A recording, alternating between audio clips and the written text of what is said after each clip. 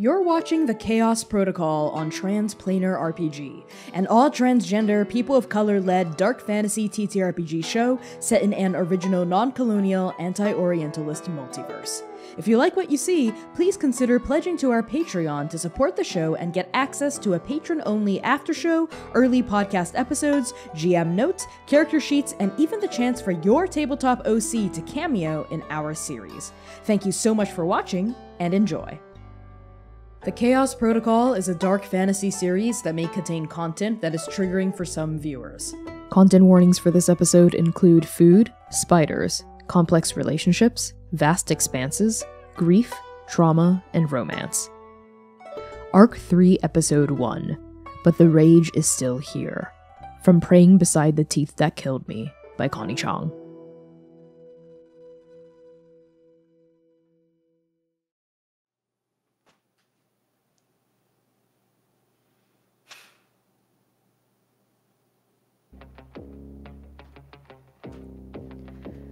According to a faded clipping from the Inferno Daily that's hung behind the counter since 1995, the Lazy Bear Pub and Grill is the finest 24-hour diner west of the Bund. It looks torn from a hazy memory of the 70s. Wooden booths, stone floors, walls of yellowing plaster, and the lovely stench of cigarettes. At this hour, even the night shift mules have tapped out, leaving the diner in a state of satisfied melancholy. The only activity comes from Anu. Wiping down counters, washing the dishes, sweeping the floors. Anu has just hauled out the bucket and mop when the bell dings, and her last customer before sunrise walks in. Anu splats the mop against the tile and doesn't look up. You want the usual? Her customer slides into the second booth and leans their cane against the table. Yes, please. The tea comes piping hot, the congee also. The youtiao is warm and golden brown, and as the final touch, Anu sets down the soy milk and dusts her calloused fingers against her jeans. Anything else? A small spider crawls across the table. Anu moves in to kill it, but her customer raises a hand. They place a finger down and let the spider walk up the length of their knuckle, turning their hand so the tiny creature treadmills across their palm. Do you like spiders, Anugata? I do. The webs they weave are dense and complex and beautiful and inescapable, but they are also fragile. A single thread breaks, and the spider must dedicate all of its energy to repairing it, or risk losing everything they've spent so much to build. And you know about building, don't you? I'm not here to bullshit you, Anu. We both know Trakar doesn't have Kuatun's best interests at heart. And Lanius does. Lanius doesn't give a damn how you run your house, and that's a good thing. I'm not here to tell you how to solve your problems or manage your people. That's Sakti's purview. And yours. But if you cozy up to the spiders, and Anu's customer raises the spider to their lips, lets it walk into their mouth, and swallows, they'll get their webs inside of you yet. Anu doesn't say anything. Her customer smiles, picks up their cane, and sidles out of the booth. They place a few bills on the table, much more than what they ordered, and both of them know it. Keep the change. Fuck you. Her customer claps her on the shoulder and goes. As the door swings shut, Anu sighs, leaning against the mop. She pulls out her phone and makes a call, clearing the untouched food and drink off the table. But this isn't a story about Anu, or her customer, or the spiders, or the houses, or the undying city Inferno, at least not yet. This is a story about Strike Team Nova and a very, very scary meeting. Xainan, Seir, Lumièra. The three of you stalk down the corridors of Trans, led by the nose by the Prime Oracle Envoy. It levitates down the hallway in a perfect, uninterrupted line, as though it travels by way of invisible conveyor belt. On the sidelines, Trans agents stop what they're doing to stare and whisper. These aren't whispers of hostility or suspicion. They're whispers of confusion, gossip, alarm, curiosity. You all know that within the next hour, every single person at Trans will have heard of the hitchhiker that got away. Again. As you hurry down the halls, Xainan, you see Naeem. They stand at the entryway of the devastated dining hall, flanked by dozens of other rubbernecking agents, a look of worry on their face. As you pass by, they toss you something. Your hat. Thanks. Naeem nods tersely, curtly, eyes fixed on the oracle. Everyone here knows that some serious shit's about to go down with Nova.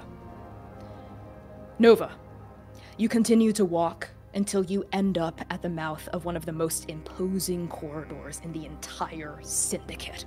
The hallway that leads to the Prime Oracle Chamber. The Envoy freezes in midair, and then it rotates on a single axis and addresses your party.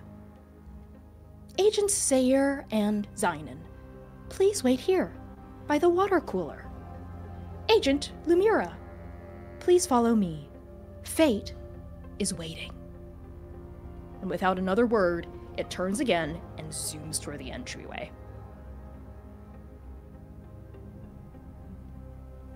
Xainan and Seir, the two of you stay behind by the water cooler. And Lumièra, you follow.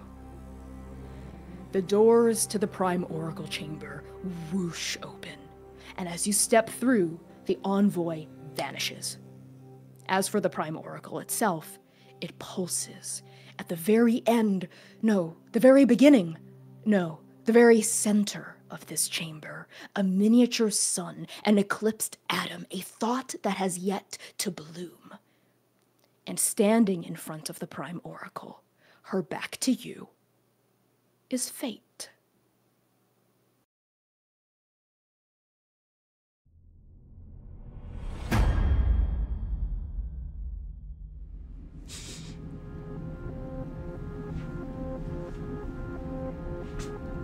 Lumièra! Fate. A pleasure, as always. You know, you were always one of my favorites. One of my favorite creations. One of my favorite children. How are you? Not good, I presume. Much has been afoot at the Syndicate. Much has been abuzz about you. Now, Lumièra, you know what you've done.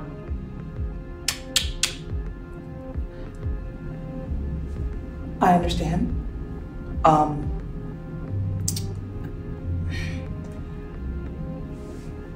Being a follower of yours has always been my greatest mission, my first top priority.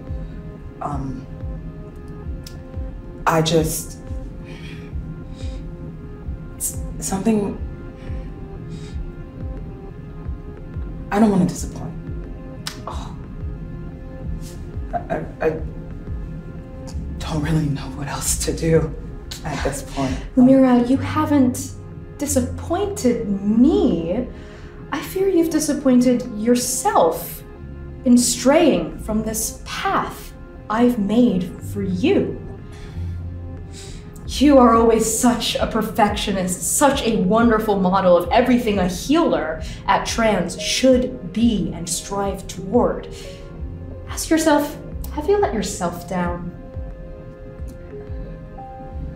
I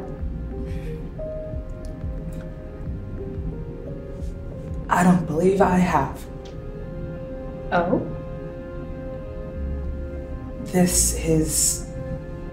You're correct. Healing is my calling. However, it seems tied with something else. Chronergy? You're intelligent, Lumièra, extremely intelligent. I assume you know that chronergy is forbidden. I understand that. And do you know why it is forbidden? Because it messes with your will. Because it endangers the multiverse. Lumièra, the journey is a tapestry, a beautiful tapestry that I have put together with magic, designed to bring everyone across the journey to their own destined path, their own destined place in the multiverse. And when one thread comes loose, it's not just an isolated incident. It ripples outward and threatens to destroy the entirety of the fabric of the multiverse. That is what time magic does. It threatens the integrity of the multiverse itself. What can I do then? Permission to speak freely. Permission granted. I don't want to unweave the tapestry. That was never my intention. However... Speak freely, Lumièra. I don't want to be like this. I didn't ask to have this. And my only understanding is that if I was a creation that was made in your, with your will in mind, I don't want to go against your will. Why am I like this then? Why is this power in me, and why can't I divest it from what it is that I do here in your name, in your honor? Lumièra, I am everything. And still, I am not enough to make the multiverse perfect. You see, when a precept exits preceptual space and drops into the journey, we lose our omniscience. And with that, a fragment of our omnipotence, but no more than a fragment. Even so, what this means is, yes, I set you on a course of my design, of my will, but it is your choice what you do with the power that emerges from it. So, to my understanding, I choose? Yes, you do. Every time you wield or don't wield time magic, you choose whether or not you wish to stray from my design, from my path. That's not my Lumièra, intention. will you choose me?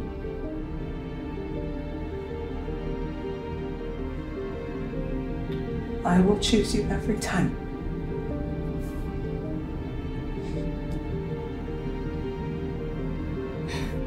Every time. I can see the pain and the strife and the chaos that this has brought you. There is a gift I wish to bestow upon you if only you will take it, Lumièra. I can help make that choice easier. Whatever you think will work, I will do. Then take my hand.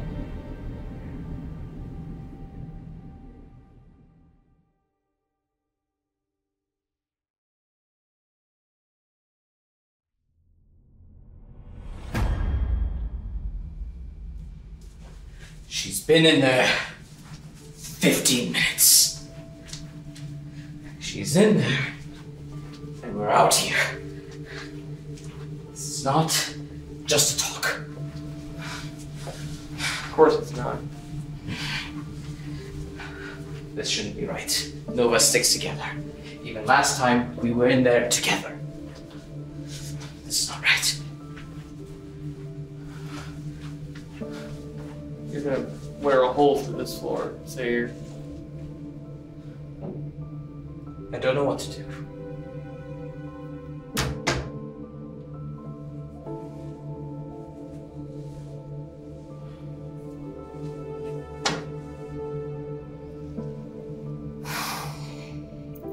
trust in her will. I do. Of course I do. I don't like waiting. I don't like that she's in there without us. We're supposed to be there together. We are as close as we're gonna get. So what, we just wait? Yeah, Do nothing? we are doing something. We're here when she's done.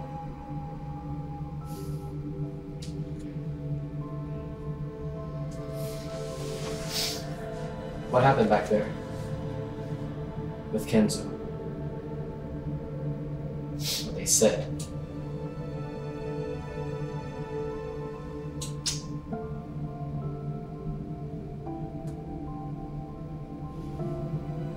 Time magic?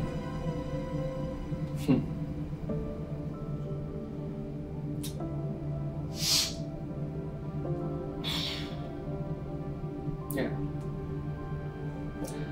You remember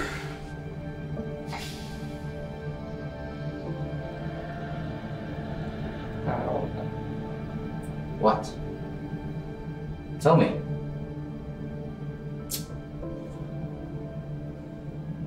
I knew her magic was weird, strange. But you noticed it too, right? The gold in her fingers, the silver in her hair. More and more each day.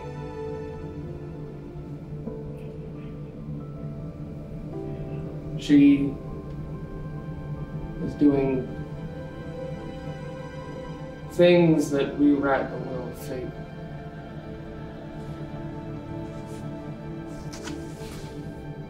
If that is what that is, yes.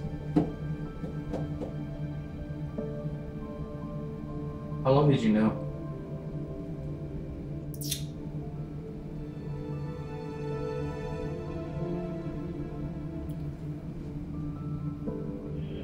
Her magic has saved us more than it has hurt. Didn't answer the questions I had.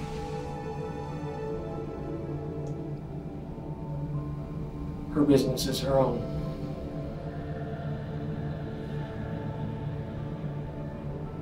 All we can do is be there, be here.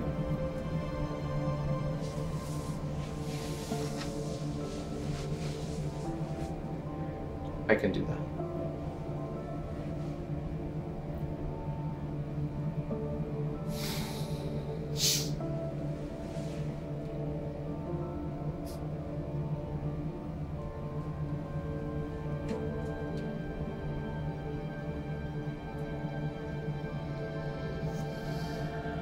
This is taking a long time.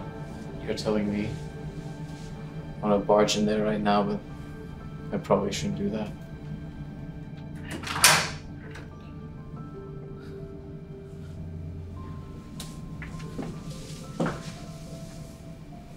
How'd it go? Good, good. You okay? Yeah. Everything's fine. Why don't we walk? Okay.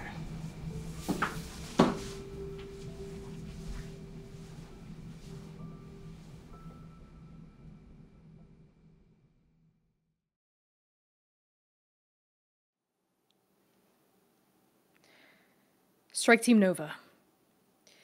You stride away from the Prime Oracle Chamber, letting your feet guide you where they may. Where do you go? Seir sees how different, downtrodden, maybe heartbroken Lumièra looks. It's been a while since he's seen her like this. And as Seir trails behind the backs of Nova, he quickly sidesteps and walks in front of them for a moment back to their destination, facing them. I know a place. It's quiet. Come. We don't. And Seir takes Nova to the observatory. The observatory is one of those beautiful and inexplicable places at Trans. It is a few hundred feet across and a few dozen feet tall, but it is also infinite in every way that matters. Above your heads, you see an endless horizon of stars twinkling against blackest night. You don't just see one world's stars, you see all of them. Hundreds upon thousands upon millions of realities traveling across the dome in crescendos of light and darkness. The entire journey itself, on a macro scale, bigger than a single mortal's mind can fathom. The observatory oracle hovers above the center of the floor. It projects a softly glowing bank of consoles, so agents can pick and choose specific realities to gaze upon. How do the three of you settle into this space? Seir doesn't settle into the space. He enters the space, he moves with purpose, and he goes and begins adjusting the lighting at the entrance. There's a little wheel where he lowers the bright lights in the observatory nice and dim, moves over towards the bank of consoles and begins meticulously choosing and flipping between different settings. Sam, how does Lumièra like it in the observatory? What reality does she gaze upon? How are the lights? What color are they?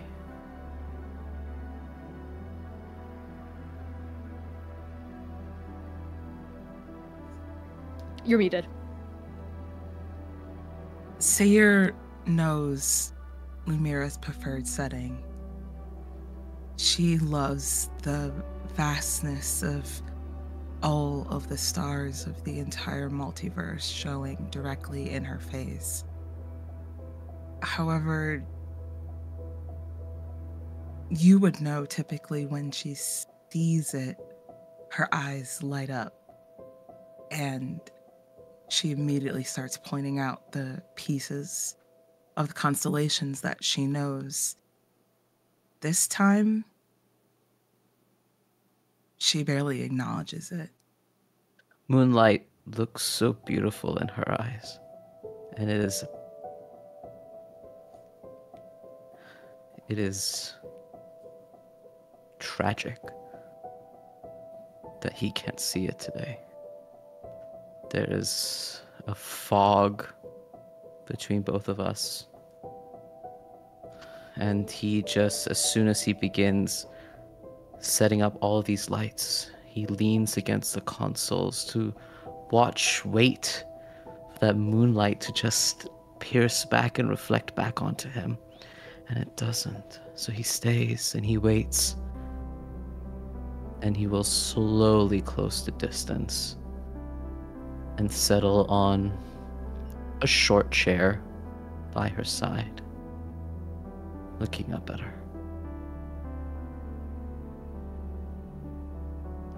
Again, she barely acknowledges, but you can tell somewhere that there's a comfort in knowing that you're by her side. But instead, she almost, not even realizing it, almost brushes past you to find solace against the wall and the floor. And she'll sit there and curl into herself. She's, for all intents and purposes, she is completely nonverbal right now. It is very inherent that you can see she's walling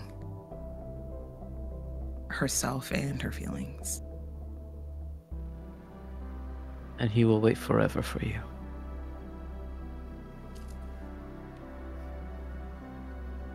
When the lights go down, the stars begin to appear.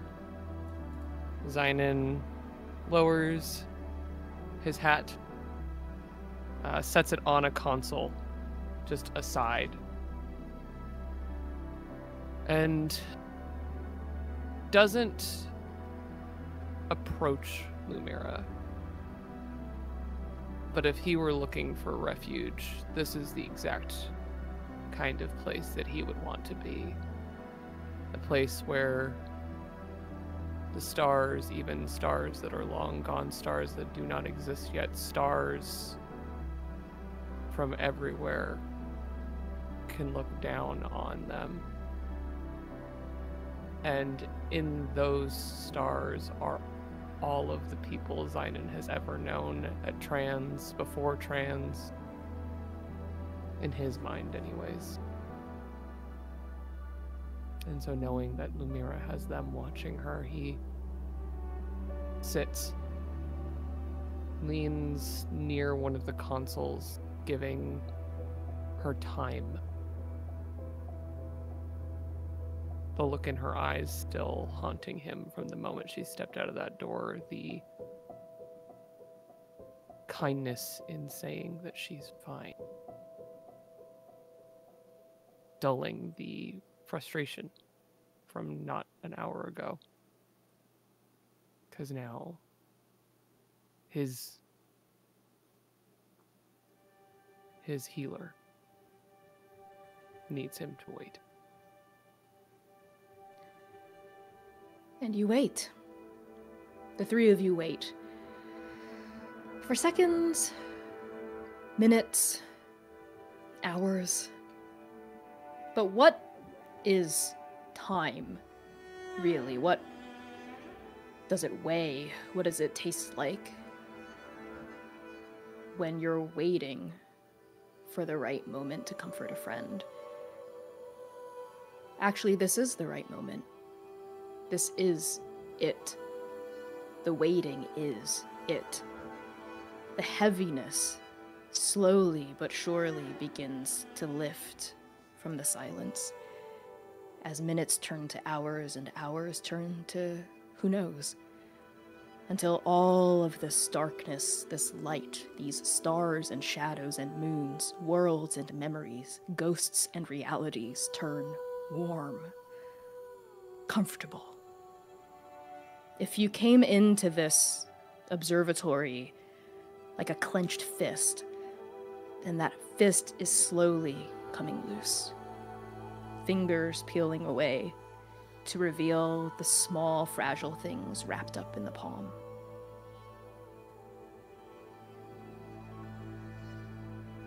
I think the only consistent sound you hear from Lumièra is her incessant clicking of the stop timer on her watch, the face opening and closing as she uses it like a fidget spinner to process. And then after a while, it's almost so quiet, it makes you think that it makes you question whether or not you heard it. I always knew I was different.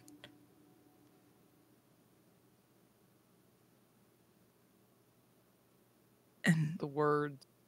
Oh, go ahead.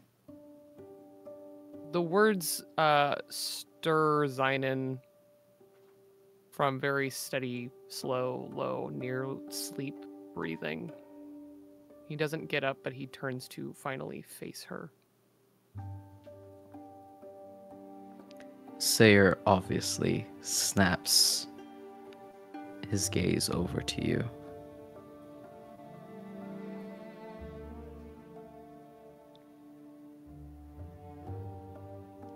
Things never melted for me like they did other people in my class.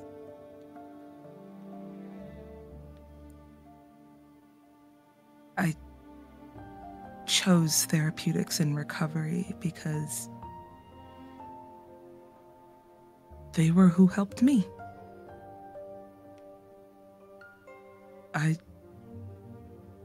was young and confused and didn't know which way from up, and I was in a new place and new faces, but I couldn't remember what the old faces were either.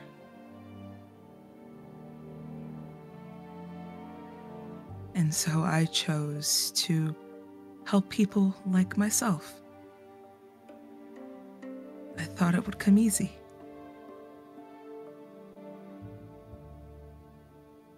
But it never did. Until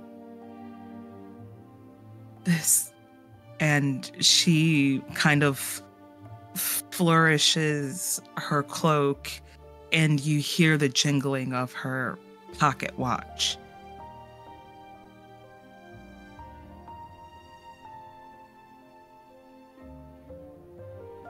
What do I even do now? How am I supposed to be an asset? Lumièra. What do you mean? You're one of us. That's enough. To what extent, Xainan? And she looks at you, and her eyes are just as wide and expressive as they've always been, but they're so glassy. Like it's taking everything in her to keep the large pools that are sitting at her eyelids from dripping down her face. Lumièra. She uses the edge of her cloak to wipe her face quickly. Lumièra, I don't know. You are, of course, always, in any way, an asset to us, an asset to Trans. Always. You are... I've said this always to you, Lumièra. You are the cleverest person I know in the known multiverse. There is no solution, no possibility beyond your reach. I know this as truth. What happened to dampen your spirits so? Where's this coming from? And Lumièra looks, finally makes eye contact with you. And you can see her face is pained. She keeps curling in on herself every bit, kind of rubbing at the center of her chest.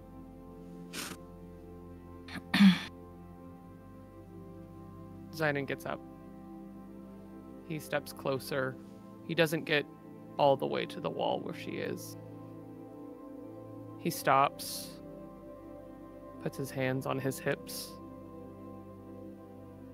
We are not the sum of what we lose.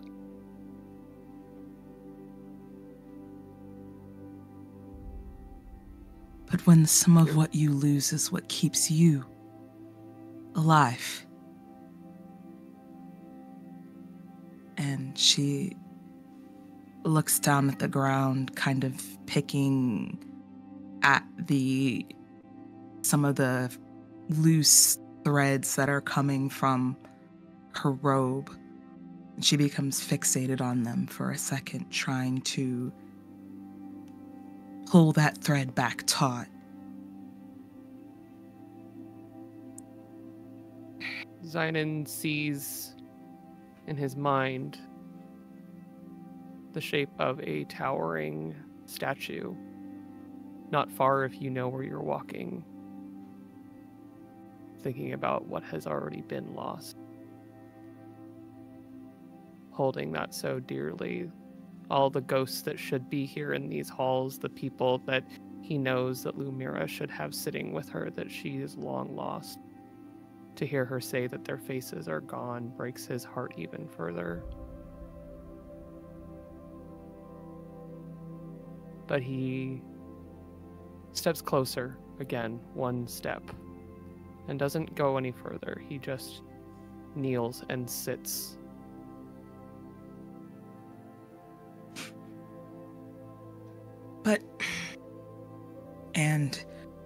She wipes her face and tries to steel herself once more, but even that feels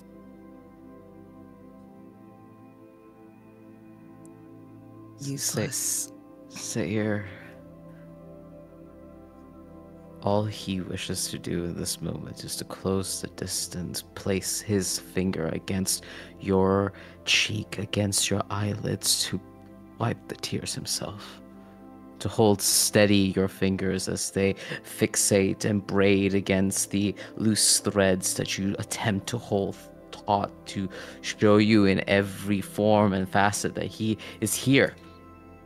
He's here in front of you, and whatever you will lose, that he would return 3, 6, 9, 10-fold.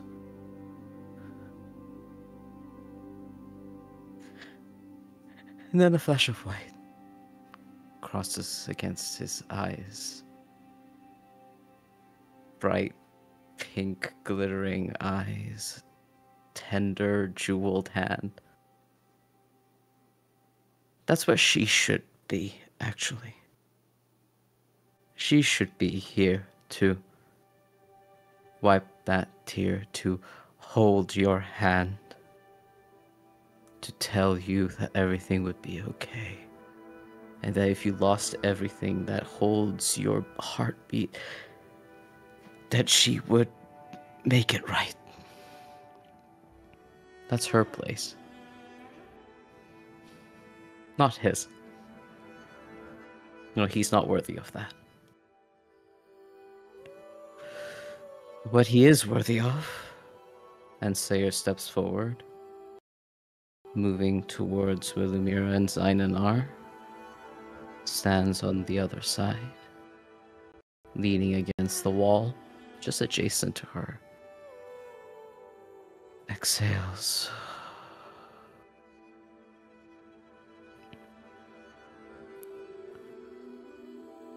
Whatever you lose, whatever you gain, I am one step behind you. Whether it is today, tomorrow, or whenever, Lumièra. We're here. We are Nova. All three of us. You're here.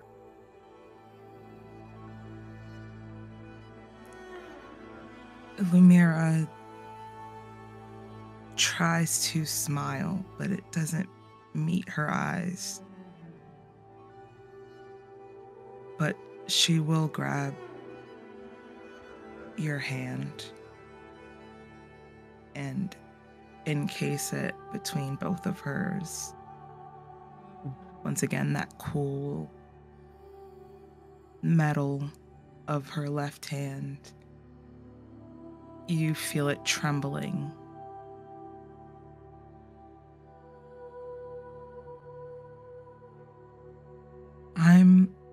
I will be okay. Really.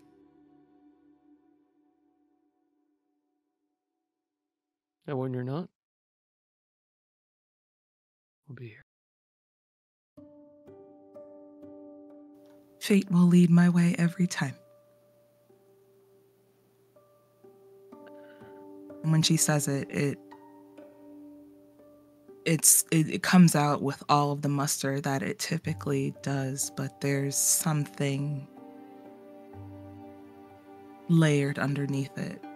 She won't acknowledge it, and she won't let you acknowledge it either. She'll just sit there and curl back into herself again. Seir doesn't say anything in addition, but there is a few thoughts that cross his mind about how different you feel, how wrong you feel or felt, that you were wrong and not right for this place. Feelings he knows very well, and how pained he is to hear that from your own lips.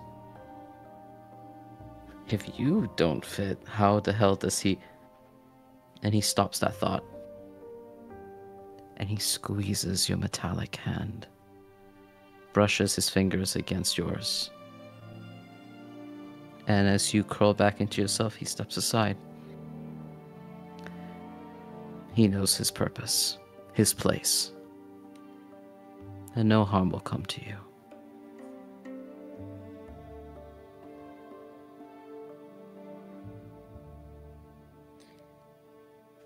Lumièra, you and Xainan and Seir spend a few more uncountable seconds, minutes, hours in the observatory, just sitting in each other's company, each other's warmth. You can kind of feel Seir's fingers over the top of your gold-dripped palm, and you can certainly smell Xainan's heady cologne as he sits next to you.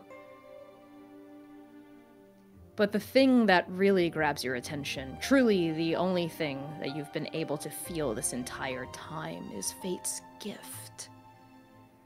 It is heavy and light, cold and hot, bright and dark as pitchest night around your soul. You can feel every string of that red thread binding your time magic inside, cutting it off from the rest of you. A shield, a knife pointed inward, a warning, the most beautiful present fate could have given to you. And all the threads coiled around every piece of your immutable, constantly changing mercurial and static soul are also tangled. And you know in your heart of hearts that the only fingers that could untangle them are Sing's. And we're gonna cut to break there.